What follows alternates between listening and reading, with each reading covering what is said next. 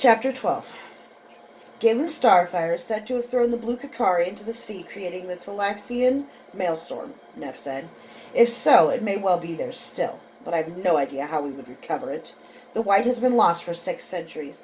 We once believed it to be at the Chantry, but your grandmother disproved that. The green was taken to Ladash by Hrothan Steelbender and lost. Verified that Hrothan arrived in Ladash some 220 years ago, but could find nothing more. The silver was lost during the 100 Years' War, and could be anywhere from Alateria to Syria, unless Garrick's Shadowbane somehow destroyed it. The red was cast into the heart of Ashwin Mountain, what is now Mount Tenji in Syria, but by Ferret Fireheart. The brown is rumored to be at the Maker's School in Asen, but I doubt it. Why? Gareth Ursel asked.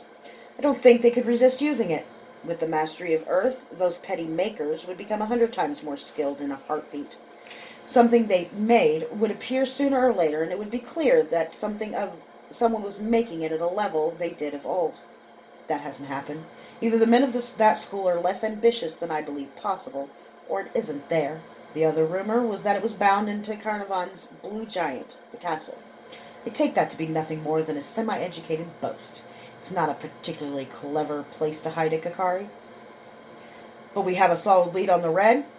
When Verdmeister Quintus passed through Syria, he said that the explosions of Mount Tenji are at least partially magical. The problem with that, and with the blue, is that even if we could get at it, there's some doubt about whether even a Kakari would be intact, after having been exposed to so much elemental power for so long. You don't give me much, Neff. It's not exactly collecting seashells. His voice sounded greasy. He hated that. A deep insight, Gareth sighed. And the black? Not so much as a whisper, not even in the oldest books. If what I viewed was real and Ladeshian isn't simply delusional, it's the best-kept secret I've ever heard of. That is the point of a secret, isn't it? Gareth asked. Huh? Fetch me the Ladashian songbird. I'll be meeting some dust. Elaine wanted to sell the sword. For the past 10 nights they played their parts as if they were wooden puppets, except that once in a while even puppets got to play different roles. You don't even look at it, Kyler. It just sits in that chest under the bed. The dark eyebrows pushed together, forming the little worry wrinkles that he was getting to know so well. He sat on the bed, rubbing his temples. He was so tired of this, so tired of everything. Did she really expect him to answer? Of course she did. It was all words and wasted air. Why did women always believe that talking about a problem would fix it? Some issues were corpses. Hot air made them fester and rot and spread their disease to everything else. Better to bury it and move on. Like Durso. Worm food. It was my master's sword. He gave it to me, Kyler said, only a little late for his cue. Your master gave you a lot of things. Beatings not least among them. He was an evil man. That one stirred some rage. You don't know anything about Durso Blood. He was a great man. He died to give me a chance. Fine. Let's talk about what I do know, Elaine said. She was on the verge of tears again. Damn her. She was just as frustrated as he was. What made it worse was that she wasn't trying to manipulate him with those tears. We're destitute. We lost everything. We made Aunt May and Brian lose a lot, too. We have the means to make it right, and they deserve it. It's our fault those hoodlums torched the barn. You mean my fault? Kyler said.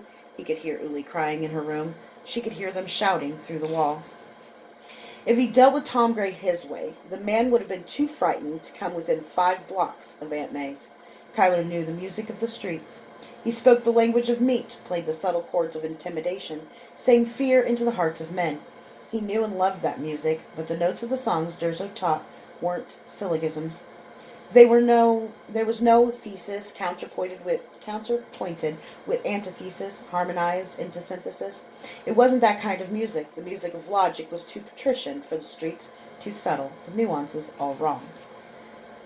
The wet boy's leitmotif, whenever he played, was suffering because everyone understood pain. It was brutal, but not without nuances. Without betraying his talent, Kyler could have dealt with all 6 street thugs and Tom Gray. The young men would have left with bruises and astonishment. Tom, Kyler would have hurt. How much would have been Tom's choice? But even if she had let him, could he have shown Elaine that? What if she had seen his joy? He looked at her face, and she was so beautiful he found himself blinking back tears. What the hell was that about? Kyler said, Why don't we skip all the horse shit where I say the sword is priceless, and you say that means we have enough to start our shop, and I say I just can't do it, but I can't explain why. So you say that I really do want to be a wet boy, and you're just holding me back, and then you start to cry. So why don't you just start crying, and then I'll hold you, and then we'll kiss for an hour, and then you'll stop me from going any further, and then you'll fall asleep easily while I lie awake with my balls aching. Can we hop right to the kissing part?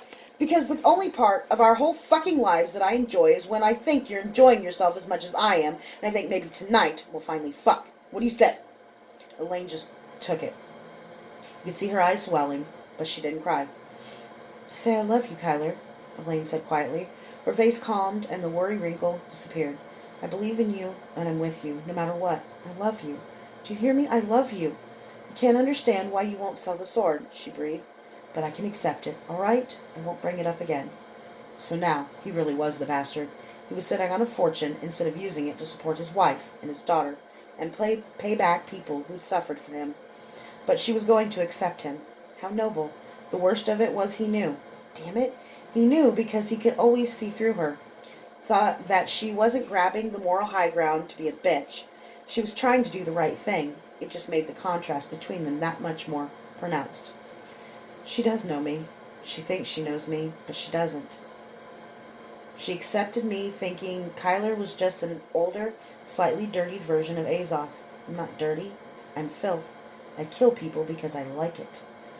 Come to bed, honey, Elaine said. She was undressing, and swell of her breasts through her shift and the curves of her hips and her long legs roused the same fire in him it always did. Her skin glowed in the candlelight, and his eyes fixed on the point of one nipple as she blew out the candle. He was already in his undergarments, and he wanted her. He wanted her so fiercely it shook him. He lay down, but he didn't touch her. The Kakari had cursed him with perfect vision despite any darkness. Cursed, because he could still see her. He could see the pain on her face. His lust was a chain, and he felt a slave to it, and it disgusted him. So when she turned toward him and touched him, he didn't move. He rolled onto his back and stared at the ceiling. Looks like I skipped everything to the balls aching part. I shouldn't be here.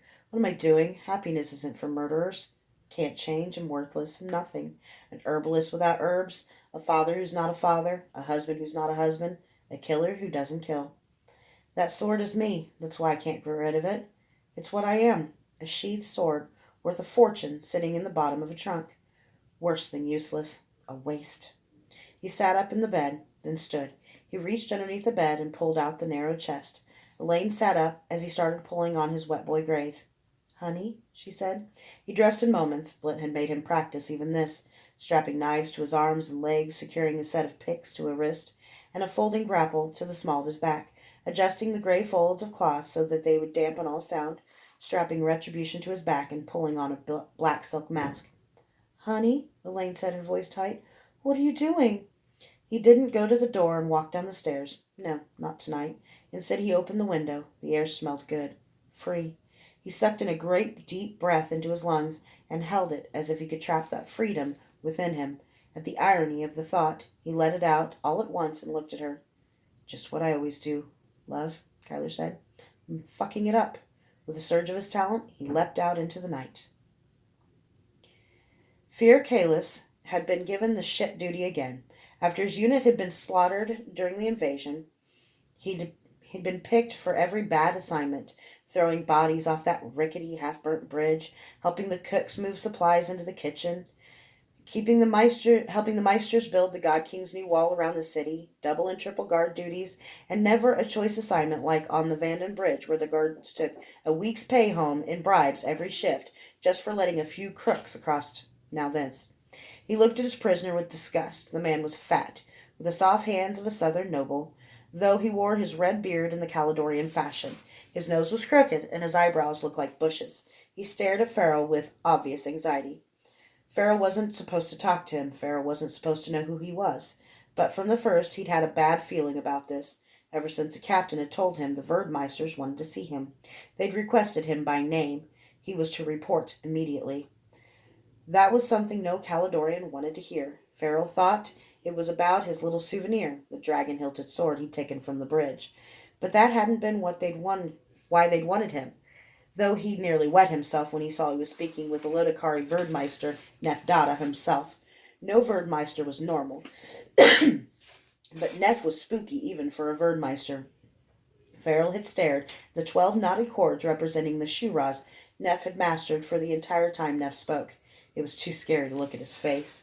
Neff had given Farrell, and Farrell alone, this assignment. He was forbidden to speak about it with other soldiers, forbidden to even associate with them for the duration of the assignment.